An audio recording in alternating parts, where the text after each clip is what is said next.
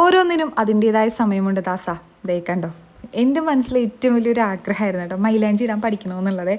അപ്പോൾ ദേ ഓഗസ്റ്റ് 2-ാം തീയതി ഞാൻ എവിടെയായിരുന്നു എന്ന് നിങ്ങളൊന്ന് ചോദിച്ചേ. അപ്പോൾ ഞാൻ പറയും നമ്മുടെ ആലപ്പുഴയിൽ വഹിദാസ് മെഹന്തിയുടെ ഹെന്ന മാസ്റ്റർ ക്ലാസ്സിൽ പങ്കെടുക്കുകയായിരുന്നു. ഞാൻ മാത്രമല്ല കേട്ടോ, എന്നെ പോലെ വേറെയും ഈ മൈലാഞ്ചി ഇടാൻ ആഗ്രഹമുള്ള, സ്വന്തമായിട്ട് മൈലാഞ്ചി ഒന്നിട്ട് പഠിക്കാൻ വേണ്ടി വന്നവരാണ്. പക്ഷേ എനിക്ക് തോന്നുന്നു ഇവരൊന്നും ഈ ഒരു ലെവലിൽ നിൽക്കില്ല. ഇവരൊക്കെ എനിക്ക് തോന്നുന്നു ഇനി ഉടനെ നല്ല നല്ല വർക്കുകൾ ചെയ്തും ഇതൊരു ബിസിനസ്സാക്കി എടുക്കാൻ തന്നെ പറ്റുന്ന പാകത്തിലുള്ള ട്രെയിനിങ് ആണ് വഹിദാസ് മെഹന്തിയിലെ ഷാനി ഞങ്ങൾക്ക് എല്ലാവർക്കും തന്നത്.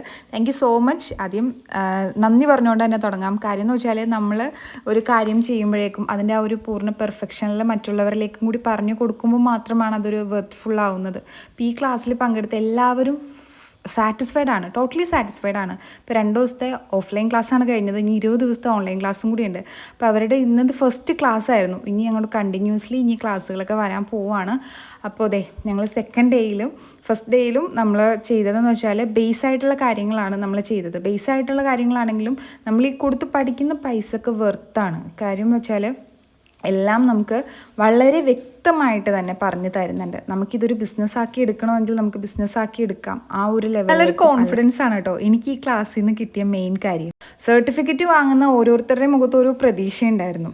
കാര്യം എന്ന് വെച്ചാൽ ഇവർക്കിതൊരു വരുമാന മാർഗ്ഗമാകും. അപ്പോൾ ഇതിനെക്കുറിച്ച് കൂടുതൽ വിവരങ്ങൾ അറിയാൻ വേണ്ടിയിട്ട് ഞാൻ അവരുടെ പേജ് ഇവിടെ മെൻഷൻ ചെയ്തേക്കാം. അപ്പോൾ അത് എനിക്ക് കുറച്ച് മെറ്റീരിയൽസും സർട്ടിഫിക്കറ്റും കിട്ടി. അപ്പോൾ ഞാൻ ഭയങ്കര സാറ്റിസ്ഫൈഡ് ആണ്. അപ്പോൾ വീഡിയോ ഇഷ്ടമായി ലൈക്ക് ചെയ്യാനും ഷെയർ ചെയ്യാനും മറക്കരുത്. Bye bye.